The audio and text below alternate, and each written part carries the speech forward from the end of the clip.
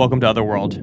I'm your host, Jack Wagner. What you're hearing in the background right now is a train station in Kyoto, Japan. I was just visiting the country on my honeymoon. Even though I was taking a break from all things spooky while on this trip, I did the interview you're about to hear right before leaving, and I found myself thinking about it quite a bit while I was here, and I think you'll understand why. This story comes from a person named Cindy. From what she's told me, Cindy has seen a lot of strange things on and off throughout her life, but from what it sounds, I don't think the people around her have taken it very seriously or realized how intense these things were for her. This takes place when she was on vacation with her husband in Japan, and the one thing he wanted to do was go hiking in a place called the Aokigahara Forest, which some of you may know by its nickname, the Suicide Forest. Now, Cindy's going to explain the history of this place a little bit more in the episode, but I'm very excited to have the first Otherworld story from Japan, and I can't wait to continue doing more stories from all over the world as the show continues to grow. This is episode 35, The Woman in the Bath, and you're listening to Otherworld. Hello? Is this Bobby? Yes, it is. You still rolling? Yeah, let us know when you're ready. Okay. So feel free to ask some questions. Can you tell me? Sound more in the Pacific Islands, get creepy, superstitious. This is a story about Just like comes out like that.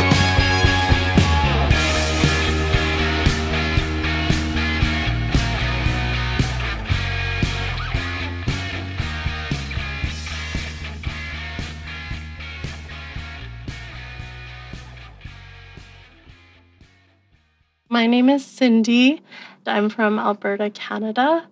My experience with the paranormal, I guess I've seen it for my entire life. So when I was young, we used to live in this house and I would see things in there and I would sleepwalk there as well. And it's kind of escalated over the years, I feel like. I remember, being, 6 years old. This would happen on a nightly basis where in my house it's a 4-level split. And so my room is at the very top in the corner of the house. And every single night I would hear heavy footsteps going up the stairs towards my bedroom. And for some reason I always slept with the door open. And I always visualized or saw someone at the entrance of my room. It just scared the crap out of me every single night. I don't know why I didn't close the door. Maybe because it'd be dark, and I think that would be even worse. And then I would also sleepwalk in the house. So my brothers, they lived on the 3rd and 4th floor, in the basement. And somehow, I would make it all the way down to the basement without even knowing, and I would stand at the foot of my brother's bed just staring, and it would scare him so much until he got used to it, and until it started happening quite often. And then he would just tell me, "Oh, Cindy, go to bed," when I would do that, and then I would be like, "Okay," and then I would just make my way up back to my room, go to sleep, and that's it. I would have no memory of this at all, but it happened quite often.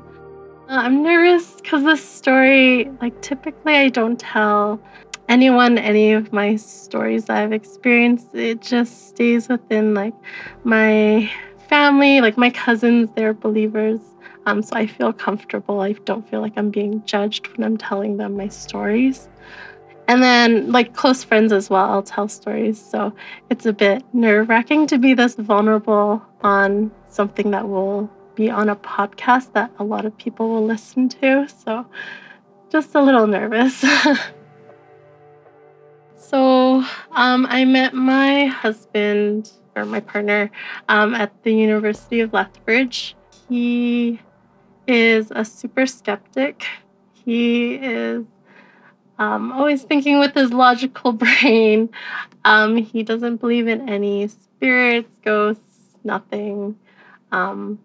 Whereas for me, I am a believer. I think at this point we've been dating for like 13 years now, so it's been a while. But when I started to get more comfortable with him, I started opening up more, and I told him about some of the things I was seeing. And then pretty much the whole time he's been very consistent. He's always joking about it, saying like, "Oh, don't be afraid. Like if you see anyone, like I'll punch them in the face for you." Like he's he's always trying to make a joke out of it. But I think in the moment that I see things, it's quite scary. So when my partner and I travel, I usually do plan the entire itinerary from like start to finish. And he's just happy to show up and tag along and just be in the moment. I always do ask him for his opinion of the locations or activities that we're doing. And his answer is usually always the same. He says, whatever you want to do, I'm sure it will be fun. So I'm like, okay, great. So this is going back now to March of 2017. I'm planning a trip to Japan. So I asked him again, what do you want to do? Where do you want to go? This time, though, he told me that he wanted to go hiking in Aokigahara Forest. Since he never asks to go to any specific spots when we travel, I felt like I had to schedule the forest in. I did understand the reputation of the forest prior to going. I know that the translation of Aokigahara means blue tree meadow or sea of trees, and it was created after Mount Fuji had erupted. And then back in the 1960s, there was also a book that was written. It translates to Tower of Waves. The story romanticized suicide. It was a story about lovers that had committed suicide in the forest. So my understanding is that after the book was released, there was an influx of people that started going to the forest to end their life. And that's kind of where the name of Suicide Forest came from. I think after the Logan Paul incident, it became a lot more popular. I had gone to Japan before. I have family there that I visit. It was never my intention to go hiking at all in the forest because I knew the reputation of the forest. The closest I would have ever gotten was either to go to Mount Fuji or go to places like Fuji-Q Highland, which is an amusement park, or go to the ice caves or the bat caves that are kind of on the border of the forest. But I never, ever wanted to go inside. My partner's job is to plan the hike. That's the only thing he has to do in this entire trip. He did not do that, so we ended up just aimlessly walking in the forest with just a picture of the map. We were in there for over 5 hours. So now going back, we're in the parking lot to one of the entrances of the forest, and we see a van that's parked in the far side of the parking lot. So we're like, oh, that's kind of weird. Oh, maybe somebody's like camping or other people are hiking as well. So we take a peek and we look inside the vehicle, and there's a layer of dust that's just collected on everything in there. So it looks like the van has been there for a while. That made me a little bit nervous because I'm thinking, oh no, what if this was like an individual who was going through something really horrible in their life and they were thinking of committing suicide. So they leave their things here and go into the forest. Like my mind was already spinning before going into the forest. So we walk into the forest and it's about 100 meters in now. And I notice that there's no sound at all in the forest. Like there's no wildlife. There's no birds. There's no wind. There's nothing. The only thing I can really hear is our footsteps, like crunching on the leaves, and there's a light layer of snow. But I also notice going in, like my fingertips start to feel a little numb, and the air feels like it's vibrating. It's a bit hard to explain. Like, do you know those old school fans? Or I guess like a regular fan, and you talk into it and your voice vibrates. It's kind of like that white noise. That's how I was feeling while I was in the forest. It's hard to explain. But I'm like, maybe it's because I'm anxious because we're in this forest and it's known for people going in and committing suicide. So maybe I'm anxious and nervous. Maybe that's why. But it's like something in the air as well. As we're walking, I'm just staring at my feet because I'm afraid to look up and see anyone. I don't want to see any bodies. Like my intention was just to go hiking. So I'm staring at my feet and I follow the sounds of my partner's footsteps in front of me. It's a bit tricky because the terrain is not flat. There's things like hills, there's caves, of course, trees, and there's also giant boulders. So my footing is a little bit wobbly sometimes.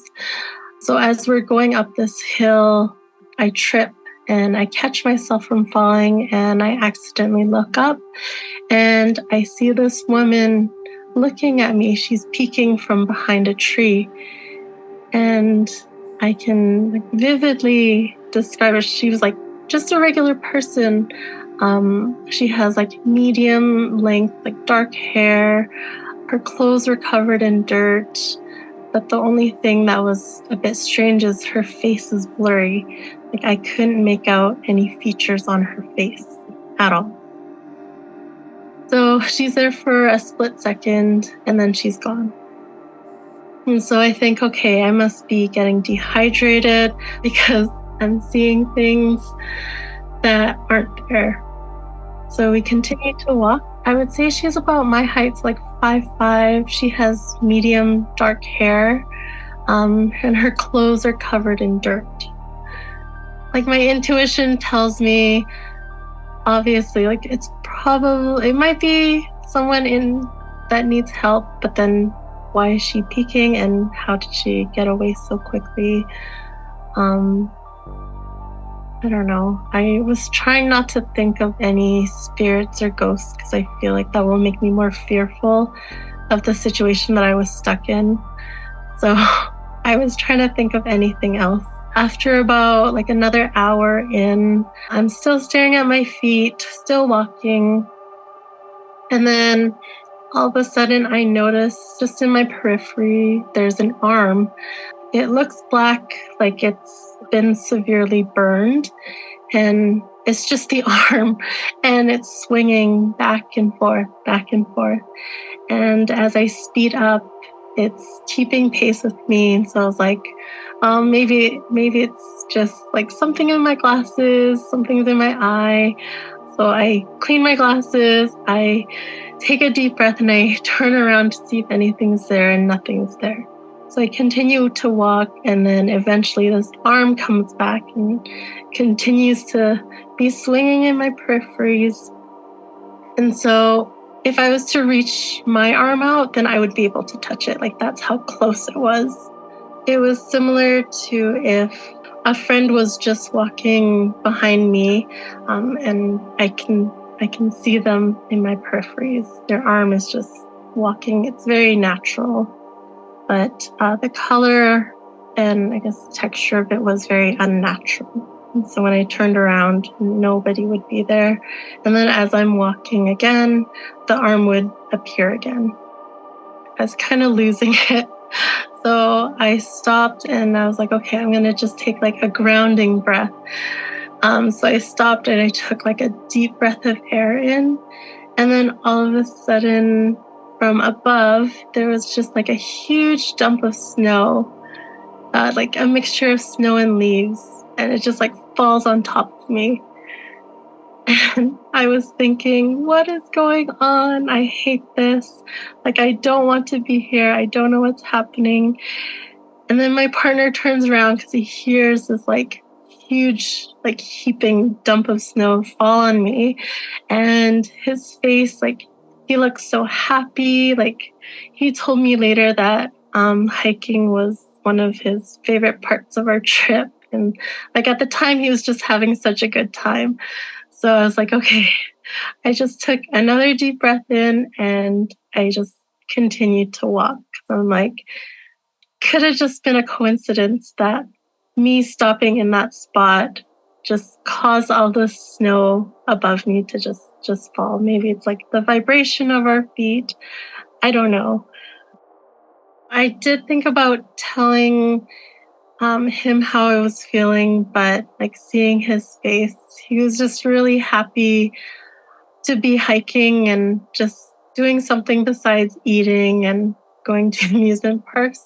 He just looked really happy, and I didn't want to take that moment away from him. So I just took a breath and I thought, I don't know, we can't be in this forest for much longer. I'll get through this. So getting back to the hotel, we're settling down and we're putting our things away. And I decided to take a bath because we had just been in the forest for 6 hours. So I wanted to kind of wash all of that away, like cleanse myself of the forest. And in Japan, the toilet and the like soaker tub or the bathtub, they're typically in different rooms. When I opened up the door to the tub, the bath, I saw a woman. She was lying in the bathtub with her arms outstretched. There were cut marks on her arms. I can see the blood dripping down from her arms.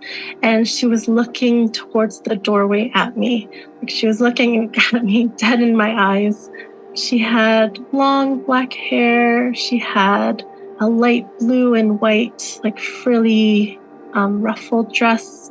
And it was like soaked in blood, like where her arms were. I knew she was not real from intuition or, I don't know, a feeling. I had a feeling, though, that she had followed us back from the forest where she had committed suicide. So I don't know what her intentions were, what she wanted, but for some reason, that's what I saw. So I was thinking like, oh, hell no, I'm not dealing with this after such a long hike. So I just closed the door. And I didn't take a bath. I just like scrubbed myself off in the sink because I was not going in there. And so that night, I closed the door to our bedroom and I kept the light on all night.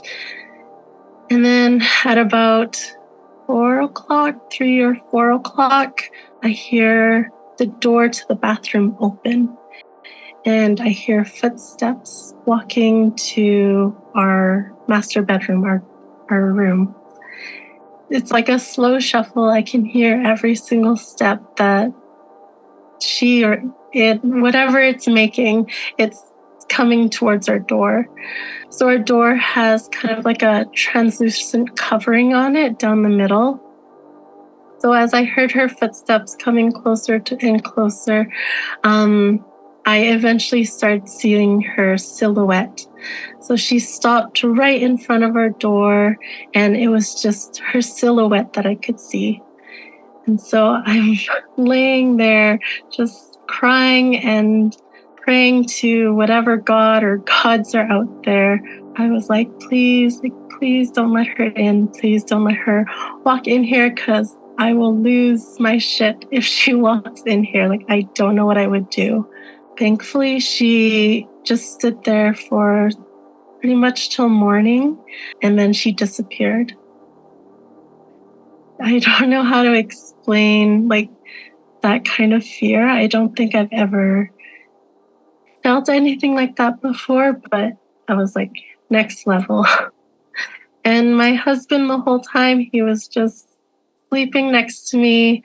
And I asked him how his sleep was in the morning, and he said he had a really great nap, really great sleep.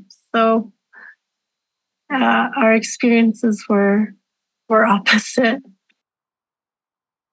So in the morning, we made our way to Osaka, and there's this really famous castle there. It's called Osaka Castle. So we found the shrine there, and we went through like ringing the bell. They also have this little area where you can pour water onto yourself to like cleanse yourself before going into like the temple. And so we did that, and I lit an incense. There's like this large like cauldron that they put a bunch of incense in. So I was standing in front of it, and I was just like wafting all of the air towards me because I was thinking, what if she decided to continue to piggyback and follow us to Osaka? And so I was really fearful of that. So I was just standing in front of this giant cauldron for like at least 10 minutes, just wafting all of the incense towards me. And so when we got back to our Airbnb in Osaka, I guess it worked because I didn't see her, I didn't feel her. After we were in Osaka, we went back to Tokyo, where my brother lives. And when we got there, his wife, she understood the reputation of the forest. So out of, I guess, just in case, like a protective measure, she like salted the doorway just in case anything was following us back. So even though she's not a believer, she still took like protective measures, because I told my brother what had happened, like what we experienced in the forest, and then afterwards in our Airbnb. And so he relayed that message, and she salted the doorway, she salted her home. Salt, I guess, is something purifying, but I didn't have any like relics or anything on me for protection, which I guess is a thing that I've heard from friends. But yeah, I guess throughout my life, I just like kind of dealing with it in my own way, kind of suppressing it sometimes. But yeah, I still see spirits, spooky things. But I'm also drawn to it as well. Like I'll always watch movies, like scary movies. They aren't really scary to me. I feel like real life stuff is a lot worse.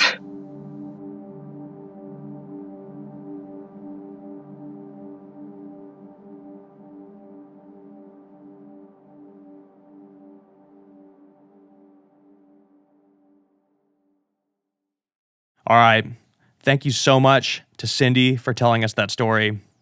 You know, it's interesting. I think there's a lot of people like Cindy out there who have seen terrifying things, but for one reason or another, when they tell people, it just kind of gets brushed off, or people end up not taking them very seriously. I don't think it's a belief thing. I think it's just some people, I don't know, have a tendency to get brushed off for some reason, and then people like Cindy end up kind of bottling it up and not telling people after that. That's a big reason why I'm doing this show, to get people like her to talk about these things that they've been keeping to themselves for all this time. So once again, thank you to Cindy for telling us this story. Even if it made me lose a little sleep while I was on my trip, I really like this story. And by the way, as a newly married man myself, I just have to say a word of wisdom to anyone out there with a girlfriend or wife. If they planned a beautiful, beautiful vacation for you that you did not help with at all, don't tell them that the one thing you want to do is hike through a place called the Suicide Forest. It's not a good idea. If you plan the trip, you can maybe get away with the Suicide Forest hike. But if they plan it, it's just Pick something else, I would say. That's my bit of advice. Feel free to write this down if you need to, but it's going to go a lot more smooth if you do not make them hike through a place called the Suicide Forest. It's bad optics. It does not even sound good. So, like I said, a free piece of advice from me and Otherworld. And with that, this has been episode 35, The Woman in the Bath, and you've been listening to Otherworld. Otherworld is hosted and executive produced by myself, Jack Wagner. Our theme song is by Cobra Man. The soundtrack of this episode is by Juice Jackal. Editing by Theo Krantz. Engineering by Theo Schaefer. The artwork for our show is by Cul-de-sac Studios. This is an independent show, so please show us your support by subscribing, leaving a 5-star review, and telling your friends. If you want to hear more episodes and support the show, you could do so at patreon.com/otherworld. If you want to follow us on social media, we're at OtherworldPod on Instagram and Twitter. And finally, if you or somebody you know has experienced something paranormal, supernatural, or unexplained, please send us that story at stories@otherworldpod.com.